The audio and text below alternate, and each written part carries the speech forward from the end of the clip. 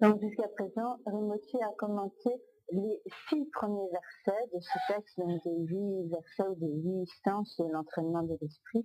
Et ce soir, donc, Rinpoche va aborder le commentaire du 7e.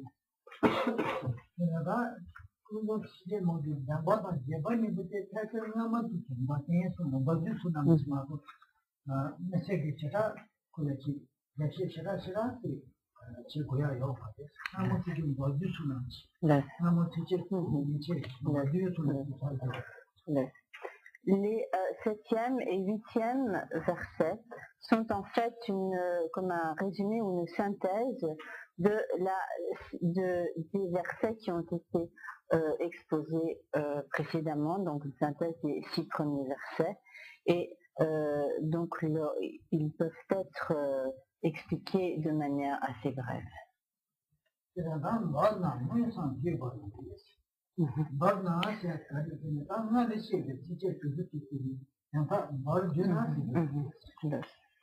donc, dans le 7e donc, verset, nous trouvons donc Dorna qui veut dire donc en bref, c'est-à-dire comme pour résumer la signification de tout ce qui a été dit précédemment.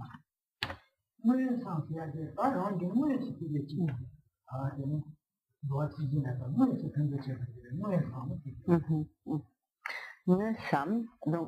c'est-à-dire directement, donc c'est-à-dire ce qui directement va se référer à ce que nous allons voir ensuite, donc qui est donc Nesam Buwa,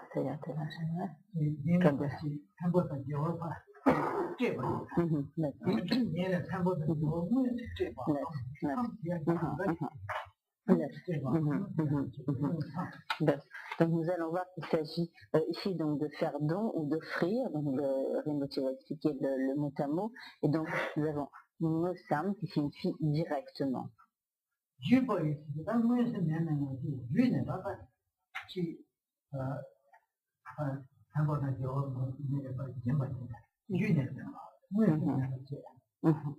Et nous avons ensuite Gupani, Gupa qui signifie donc indirect, donc ici Gupani comme donc indirectement. Donc nous avons directement ou indirectement, c'est-à-dire tout ce que l'on peut offrir, tout ce dont on peut faire don directement ou indirectement. Et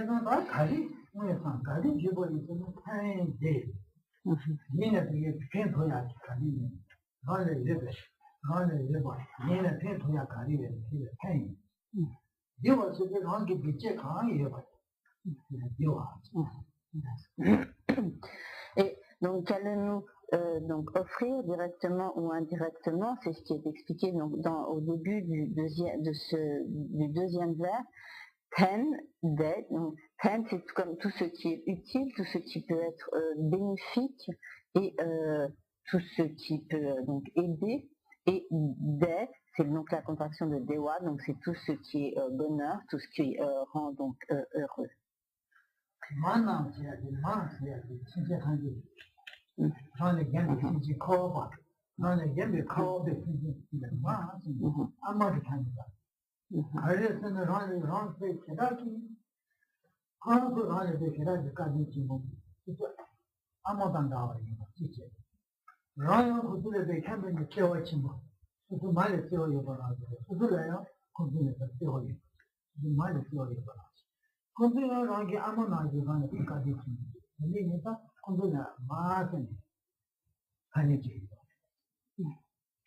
Et ensuite, nous avons ma nam qui est la marque du pluriel, donc et ma, donc littéralement, c'est la mère ou donc nos mères, et ici donc cela se réfère à tous les autres êtres vivants, donc en dehors de nous-mêmes.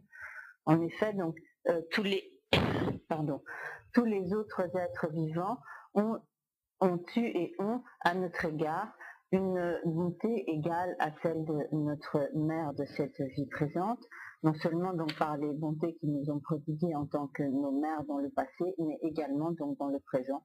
Ils ont des bontés à notre égard, nous prodiguent donc toutes sortes de bienfaits qui sont identiques à ceux de notre mère dans cette vie présente.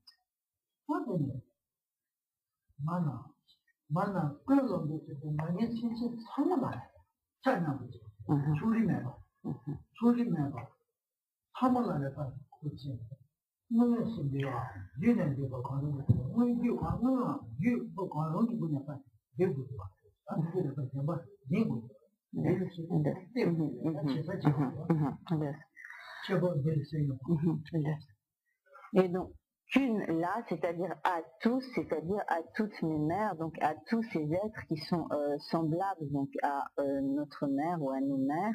Donc, et lorsqu'il est dit ici à tous les êtres, cela signifie donc ce que nous allons leur offrir, nous leur offrons sans aucune partialité, sans avoir de l'attachement pour les autres et sans que pour certains et que d'autres nous soient comme lointains, mais avec une égale générosité envers tous.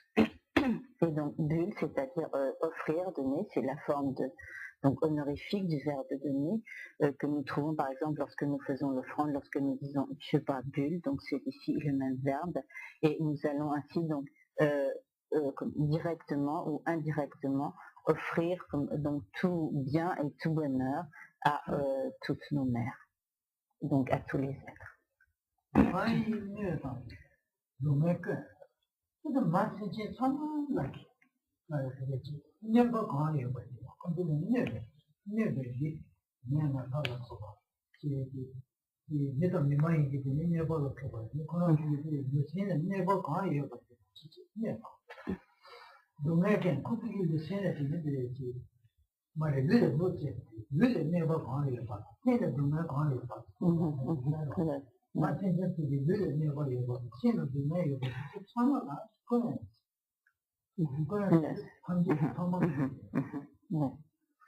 Et nous avons ensuite donc Mai ne tan dong kun, ma donc nos mères, ici c'est la forme du génitif, et ne, donc pour ne pas signifie donc comme tout ce qui nuit, tout ce qui fait mal, donc tous les maux donc de nos mères, et ici on peut considérer que cela se réfère aux maux ou aux douleurs, aux difficultés physiques.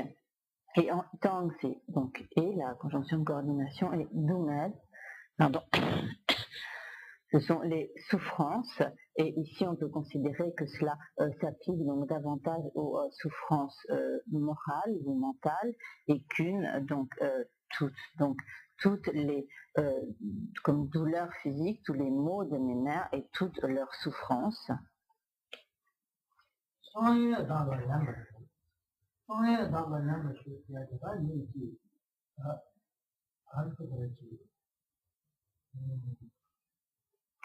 이제 상문을 수술했다. 그것이 내 토다. 그러면 그것이 내 마음은 생기 토는 탐바도 아니다. 동네로 속을 되게 보내 소리야. 이번에 그것이 내 마음도 있네요. 아니 제 동네로 속을 되게 토는지 거기에 내 바탕 누나 한번 수술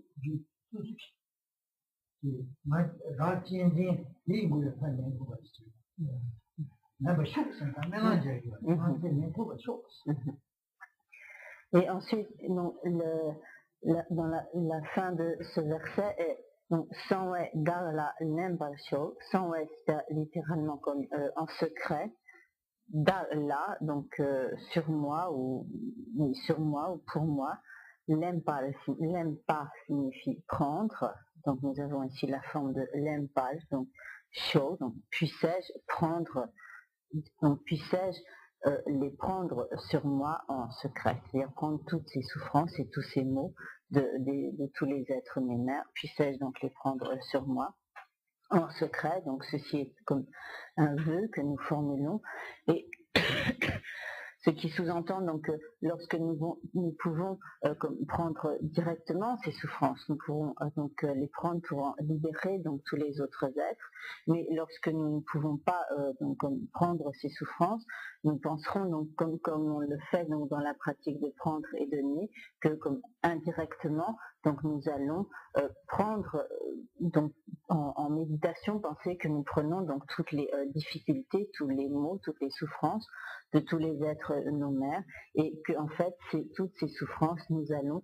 comme les donner à notre propre égoïsme, à l'attachement à nous-mêmes, l'attachement que nous avons envers nous-mêmes.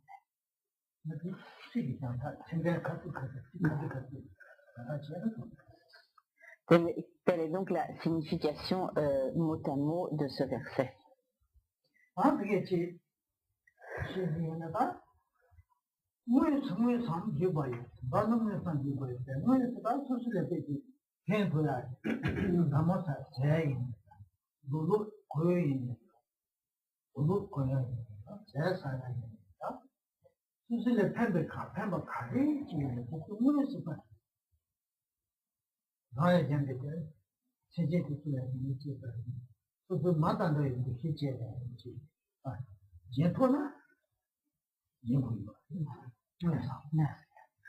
Donc, qu'est-ce que cela signifie lorsqu'il est question donc de donner ou de prendre, donc de donner directement?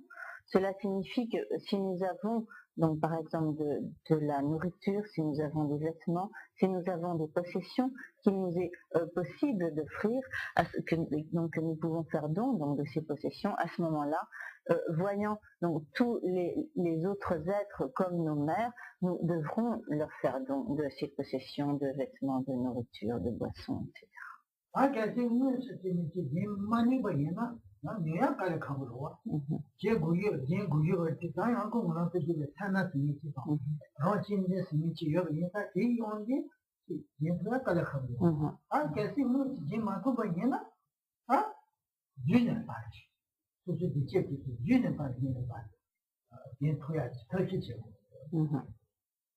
Mais même si nous ne pouvons pas comme directement ou concrètement faire de tels dons, soit parce que cela nous est matériellement impossible, soit par la force du très grand attachement que nous avons envers nous-mêmes, qui lui-même engendre l'avarice, et donc dans la mesure où cette avarice va nous empêcher de donner concrètement, à ce moment-là, nous pouvons pratiquer cette générosité, donner donc c'est bien indirectement.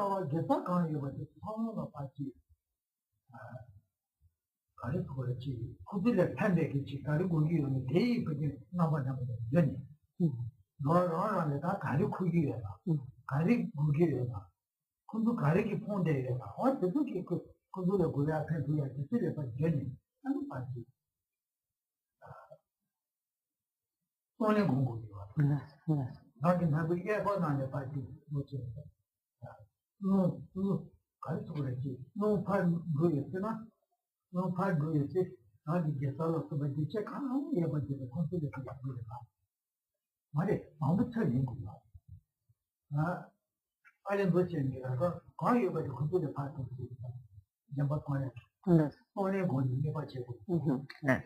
아니 그것도 되지 내가 파면 나지 근데 아버지 그것도 되게 생각보다 정상상 내가 주지 오늘 Yes. Yes. 나라서 또 내가 이제 가는 게 맞지요 그게 가로 간게 근데 뭐야 이제 나머지 다 되네 아버지 아버지는 너무 파통에 지금 나들가 공기를 다 친소하다 나 그것도 내가 계속 보려고 정상상이다 이것도 제 하는 거지 공기를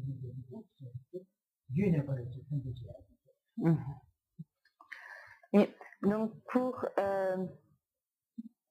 faire don de tous ces bonheurs, de tous ces biens, de manière indirecte, donc à tous les êtres, comment allons-nous procéder? Pour cela, nous allons visualiser autour de nous donc, tous les êtres et tous les êtres vivants, et de manière générale, donc dans le bouddhisme, lorsque l'on parle de tous les êtres vivants, on ne considère pas seulement les êtres humains, mais l'ensemble de tous les êtres doués de vie, donc des êtres vivants. Dans le terme qui est employé pour cela en tibétain, le mot sentien, donc littéralement ceux qui possèdent un esprit, mais cette terminologie, en fait, englobe tous les êtres, excepté donc les Bouddhas qui ne sont pas appelés donc, sentients. Et donc dans cette visualisation, nous allons imaginer donc tous les êtres vivants, excepté donc les Bouddhas, et penser donc que nous allons offrir à tous ces êtres tout ce dont ils ont besoin, tout ce qui leur manque. Et bien sûr, nous n'allons pas tellement concentrer cette visualisation, par exemple, sur les besoins des grands bodhisattvas, des arya bodhisattvas qui en fait n'ont pas vraiment de besoin, mais beaucoup plus donc sur tous les êtres qui souffrent et qui sont privés de diverses choses, qui souffrent du manque, de toutes sortes de manques dans le cycle des existences. Et pour cela, donc nous allons accompagner nous allons associer la concentration sur notre respiration, donc à cette méditation. Et lorsque nous expirons, nous penserons donc en expirant par notre narine droite, qu'avec la respiration, nous envoyons en fait sur tous les êtres tous nos biens, tout notre bien-être, tous nos bonheurs et toutes nos racines de vertu, toutes les vertus que nous avons accumulées et qui sont donc en nous. Et avec donc le flot de notre respiration, de notre expiration, pardon, nous allons penser que tous ces bien-être se répandent donc sur tous les êtres qui en sont dépourvus, qui manquent donc de tous ces biens, et nous allons penser que ainsi toutes nos racines de vertu, tous nos biens se transforment en ce dont les êtres ont le plus particulièrement besoin, de manière à donc combler tous leurs manques et leur procurer le bonheur. Et nous penserons alors à l'issue donc de ce processus que tous les êtres sont totalement satisfaits, totalement comblés.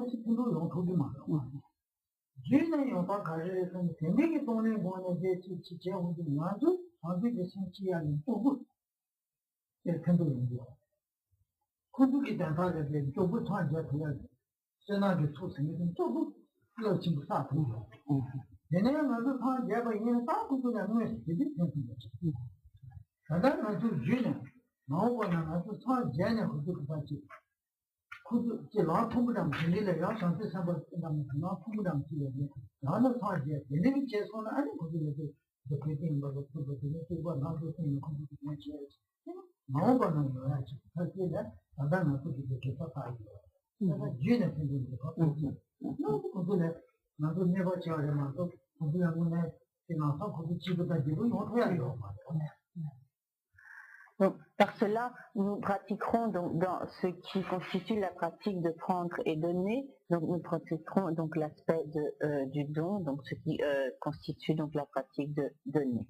Lorsque nous procédons de cette manière, il s'agit donc d'une pratique de donner qui est donc un don indirect. En effet, donc par cette méditation, nous ne soulageons pas concrètement tous les êtres de leur manque, nous ne pouvons pas ainsi les combler directement de tout ce qui leur fait défaut. C'est pourquoi il est dit qu'il s'agit d'une pratique du don indirect. Toutefois, cette pratique est extrêmement importante et elle est donc une pratique de don indirect dans la mesure où lorsqu'on médite de cette façon, on accumule de cette manière une très grande quantité de mérites, de vertus qui accélèrent considérablement notre progression vers l'état de Bouddha. Et lorsque nous aurons finalement atteint cet état de Bouddha, alors nous pourrons avoir une pratique qui soit une pratique directe, où nous pourrons donc directement aider les êtres par toutes sortes de pouvoirs, par toutes sortes de manifestations, par des pouvoirs surnaturels, des pouvoirs miraculeux, etc. Et donc cette pratique indirecte de la générosité est comme une étape qui accélère notre progression vers une pratique directe de la générosité.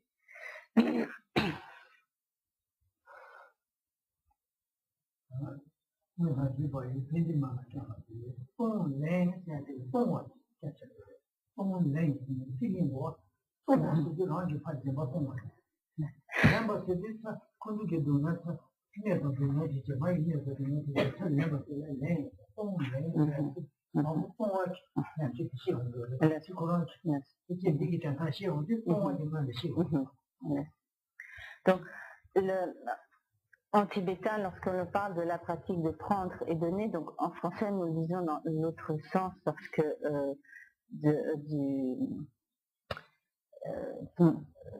une question de phonie, je pense qu'il fait qu'en français on dit plutôt prendre et donner, mais en tibétain c'est donc donner et prendre, et en réalité donc dans ce qui est expliqué ici, on explique d'abord donc la pratique de donner, donc tong, et ensuite donc la pratique de prendre. Et donc lorsque l'on parle de donner, ce que l'on donne donc directement ou indirectement ici, c'est le bonheur, et lorsque l'on prend, ce que l'on prend, donc ce sont toutes les souffrances et tous les maux des êtres, de tous les êtres.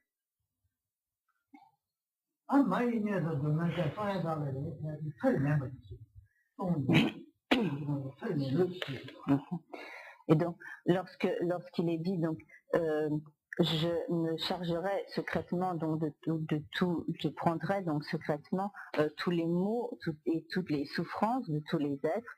Ceci donc se réfère à la pratique de prendre.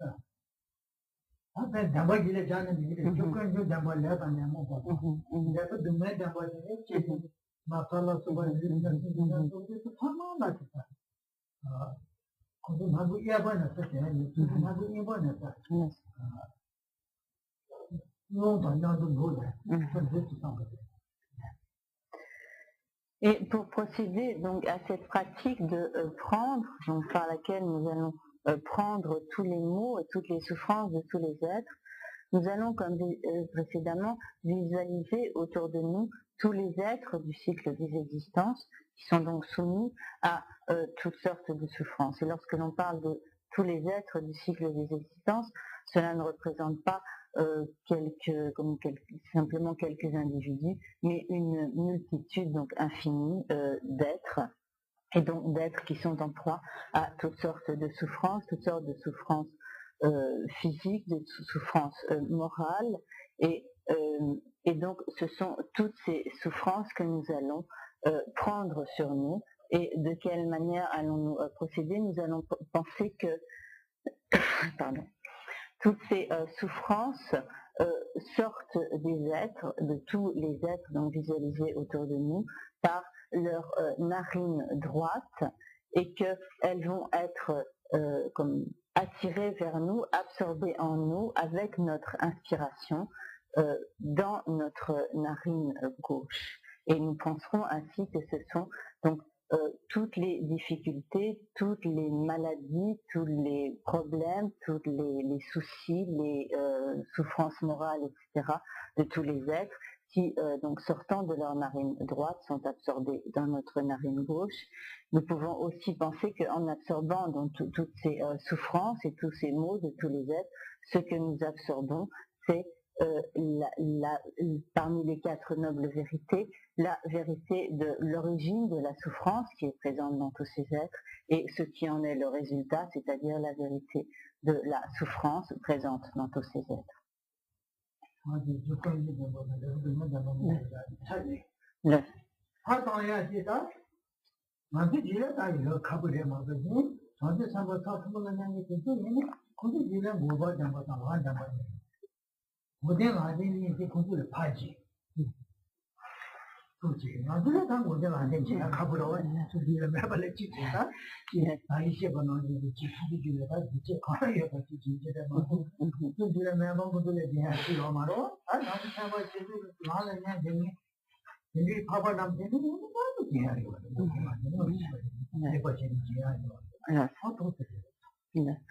Et donc lorsque l'on donne donc le bonheur à tous les êtres, donc pour les combler de tout ce qui leur fait défaut, lorsque l'on est un bodhisattva qui a atteint donc au moins donc la voie de la vision, et donc que l'on est un arya bodhisattva, à ce moment-là, cela signifie que l'on a soi-même réalisé la vérité de la cessation et la vérité du chemin. Et donc à ce moment-là, en prenant sur soi la vérité de l'origine de la souffrance et la vérité de l'origine de la souffrance de tous les êtres, en échange, on peut donner donc à tous les êtres la vérité de la cessation et la vérité du chemin que l'on a réalisé. Mais bien sûr, on ne peut faire le don de cette vérité de la cessation et de cette vérité du chemin que si on les a soi-même réalisés, et donc de tels dons ne sont possibles que pour ces Arya Bodhisattvas. À notre niveau, donc comme Rinpoche l'a expliqué juste avant, ce dont nous ferons don, ce sont toutes nos qualités, toutes nos vertus, tous nos bien-être et toutes nos racines de vertus non mérites.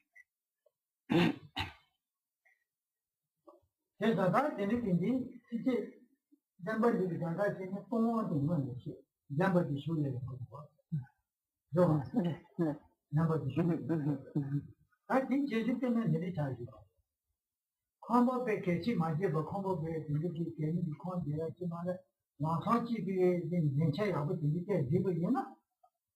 Continue how much is China. When I came on together. Because that's one way I would depend on the red from California, California, some months dead. I'm really getting each of a catch the combat. I never been thinking to put it in a head begin. I don't know how to combat. So much of it. Teacher, you know.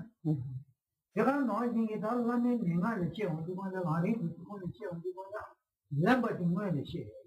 Forward the bullet in never to the money to see short and run it not more contact.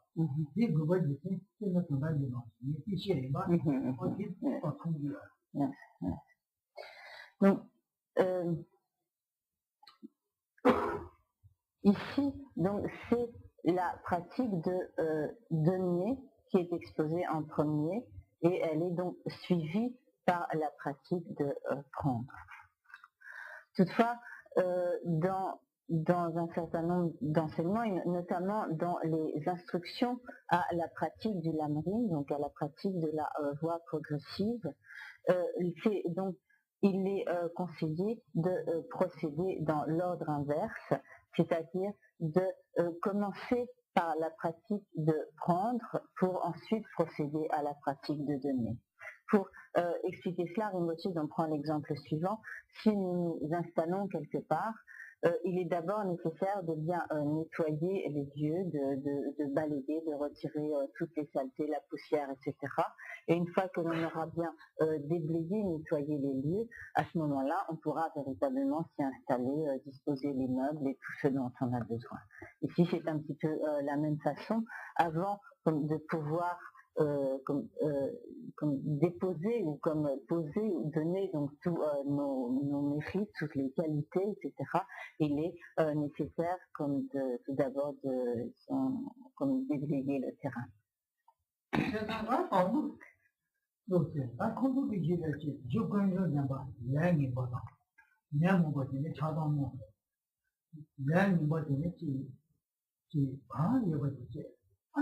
공부기 나부리야 봐나 다 해네. 공부 뭐 처방 어디 가나. 나부리야 봐나 다 해지. 그래서 나부 이번에 공부. 가봐야 고도서는 수수지지 다 진된 생기와로 다 진된. 너로 와. 인구래만. Et donc concrètement, comment allons-nous procéder? Nous penserons donc comme Rinpoche l'a expliqué, donc la vérité de l'origine de la souffrance de tous les êtres, c'est-à-dire de tout leur karma négatif, tous leurs facteurs perturbateurs de l'esprit, leur attachement, leur haine, leur ignorance, etc. Donc que tout cela sort donc de ces êtres, est expulsé donc de ces êtres par leur narine droite, et que donc ce flot donc de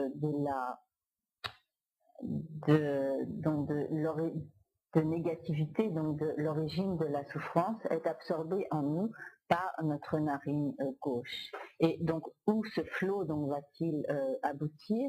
Il va en fait donc aboutir sur l'attachement à nous-mêmes, sur notre propre égoïsme que nous aurons imaginé donc à l'intérieur de nous-mêmes, comme dans notre tout cas là, pas tirer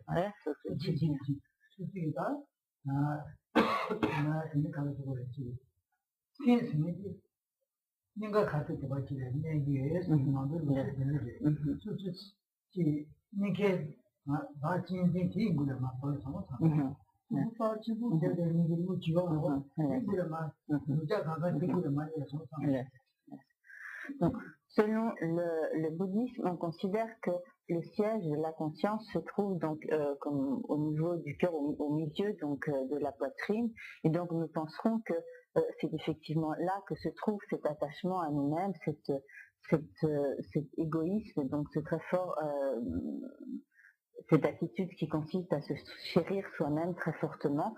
Et donc, nous penserons que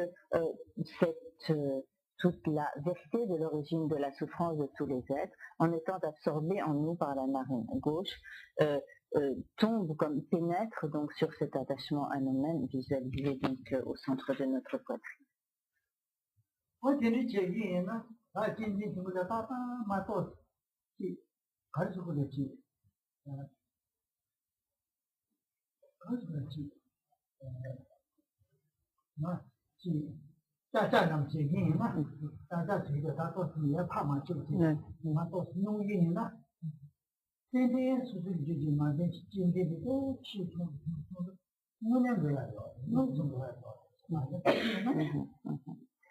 Et lorsque nous procédons à cette pratique, nous penserons donc progressivement donc par cette visualisation qui fait tomber donc toute l'origine de la souffrance et les souffrances de tous les êtres sur l'attachement à nous-mêmes, sur l'attachement à nous-mêmes. Nous penserons en fait que progressivement, par cette visualisation, cet attachement à nous-mêmes va être comme un peu comme écraser ou progressivement, disons, se réduire ou se dégrader ou se désagréger progressivement. Et en fait, il est certain que si nous nous accoutumons à cette pratique, elle va effectivement réduire la force de l'attachement à nous-mêmes.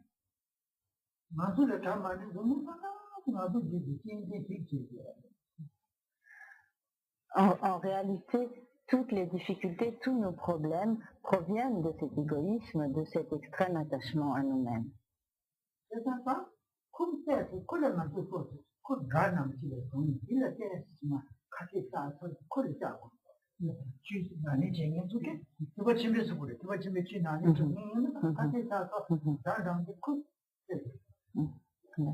Et par conséquent, si nous voulons véritablement pratiquer la voie du Mahayana, la voie du grand véhicule, nous devons considérer cet égoïsme, ce fort attachement à nous-mêmes comme notre véritable ennemi, et c'est donc lui que nous devons attaquer, que nous devons nous efforcer de désintégrer.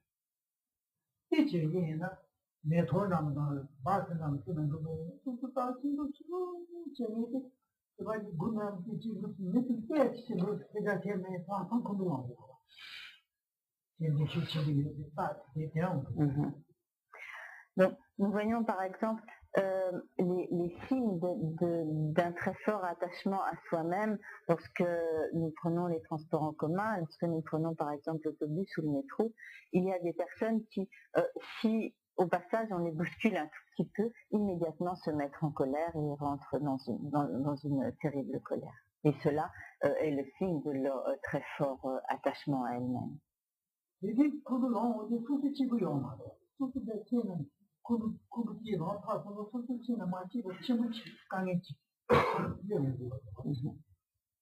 Mais nous voyons de toute évidence que lorsque l'on se met ainsi en colère, on n'est absolument pas heureux, mais au contraire très malheureux.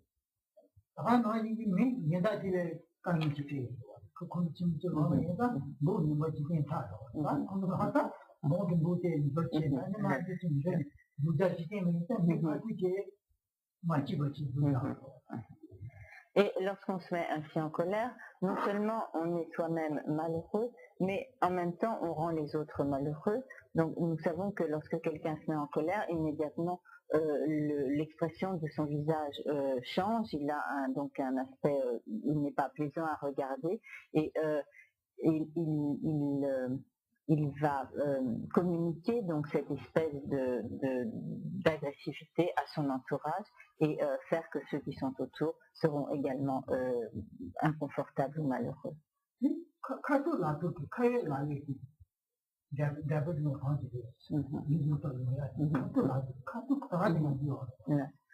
Et ça, c'est vraiment le résultat immédiat que l'on peut voir de la colère qui elle-même donc est produite par l'attachement à soi-même. C'est un résultat très immédiat et tout à fait visible, manifeste.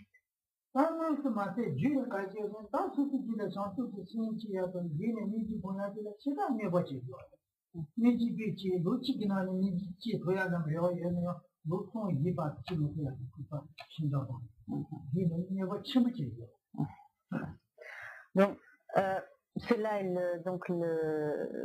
pour les méfaits donc immédiats, mais pour les méfaits comme indirects ou à plus long terme de ces attitudes de colère, en fait, elles vont nous empêcher de développer la compassion et l'esprit d'éveil. Et par exemple, si nous pouvions envisager de développer la compassion dans l'intervalle de quelques mois ou d'un an, par ce moment de colère, en fait, le temps qu'il va nous falloir pour développer la compassion va se trouver considérablement prolongé, et au lieu d'une année, peut-être qu'il nous en faudra 2 ou 3.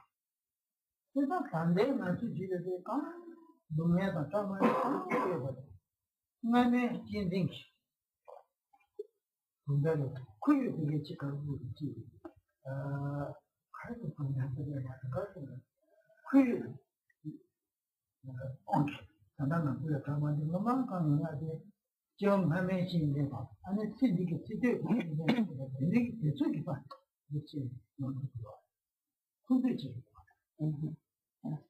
Et donc, toutes les souffrances, toutes les difficultés auxquelles nous sommes confrontés, dont nous faisons l'expérience, sont le résultat de cet attachement à nous-mêmes, de cet égoïsme, qu'il s'agisse d'attitudes égoïstes de cette vie ou du résultat d'attitudes égoïstes que nous avons entretenues dans des vies passées.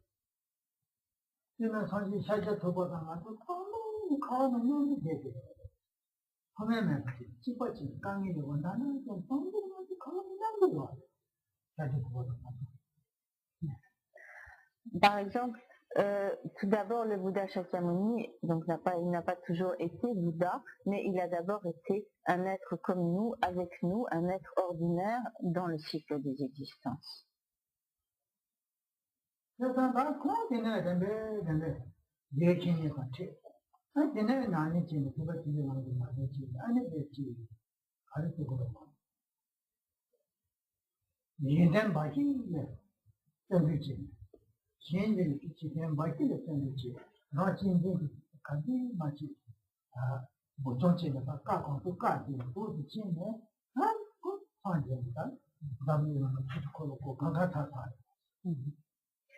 Mais donc le Bouddha Shakyamuni il a rencontré donc un maître, alors qu'il était donc tout d'abord comme nous dans le cycle des existences, un maître ordinaire. Il a rencontré donc un maître spirituel. Il s'est engagé à la pratique et en particulier donc progressivement il s'est engagé dans des pratiques visant à réduire l'attachement à soi-même jusqu'à donc ne plus avoir aucune préoccupation pour lui-même, mais jusqu'à être exclusivement préoccupé par la réalisation du bien de tous les autres êtres. Et par le développement donc de cette attitude, il est finalement devenu donc le Bouddha Shakyamuni, et il a ainsi donc accompli toutes les actions d'un Bouddha. Il a prodigué donc ses enseignements pour pouvoir conduire tous les êtres à ce même stade.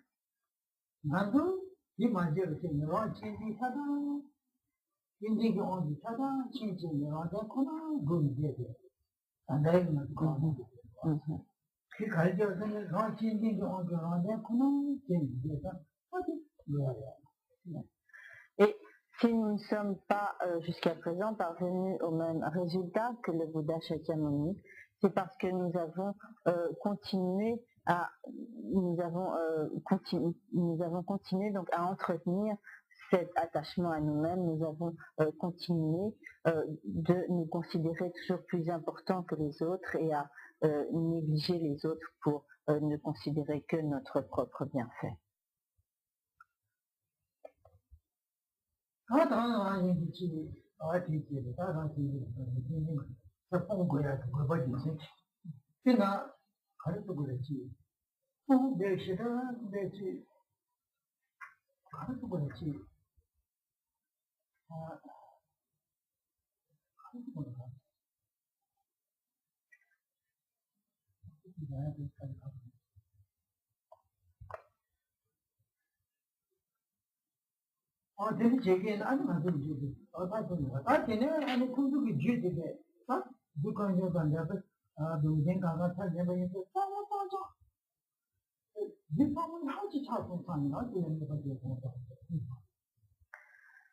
Donc, lorsque nous procédons à cette méditation et que nous prenons sur nous ainsi toutes les souffrances et toutes les origines, toutes les causes de souffrance de tous ces êtres, nous devons penser qu'ensuite, donc tous ces êtres sont devenus parfaitement purs.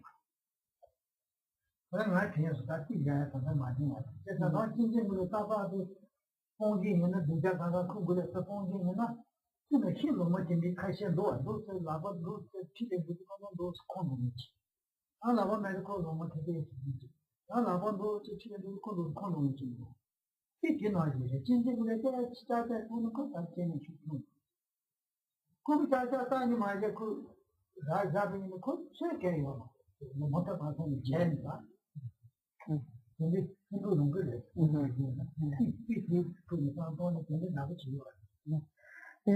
voudrais juste avant de poursuivre donner un exemple de la manière dont se comporte donc l'attachement à soi-même.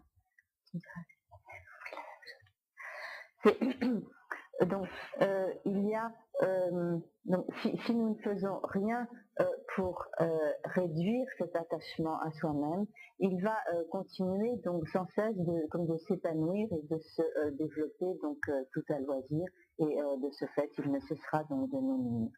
Mais et en fait, il est un petit peu comme certaines plantes, donc certaines feuilles qui, lorsqu'on les frôle ou qu'on les touche, ne serait-ce qu'un tout petit peu, immédiatement se rétractent. Mais si on les laisse, si on ne les touche pas, elles s'épanouissent, elles ne cessent de s'épanouir et de se développer. Et donc de la même manière, si nous agissons si peu que ce soit à l'encontre de cet attachement à nous-mêmes, à l'encontre de cet égoïsme, il va comme donc se rétracter, il va progressivement donc diminuer, réduire, nous allons voir sa puissance donc se réduire. Mais par contre, si nous le laissons intact, il ne cessera de s'épanouir et de se développer.